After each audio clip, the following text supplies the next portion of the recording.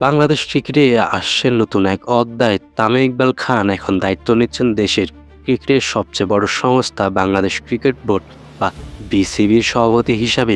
হ্যাঁ, ঠিকই শুনেছেন, মাঠ কাঁপানো এই ওপেনার এবার মাঠের বাইরে নেতৃত্ব দিবেন প্রস্তুত। এক সময় ব্যাট হাতে প্রতিপক্ষ বোলারদের দুঃস্বপ্ন ছিল এই তামিম ইকবাল।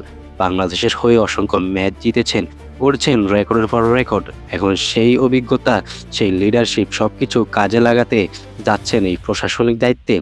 প্রশ্ন হচ্ছে, এই পরিবর্তন কি বাংলাদেশ ক্রিকেটের জন্য ভালো কিছু নিয়ে আসবে?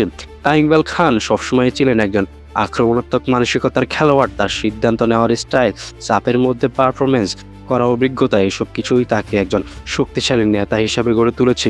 ক্রিকেট বোর্ডে তার আশা মানে হতে পারে নতুন চেতনা, তরুণদের জন্য আরও সুযোগ এবং হয়তোবা আরও আধুনিক ক্রিকেট প্ল্যানিং।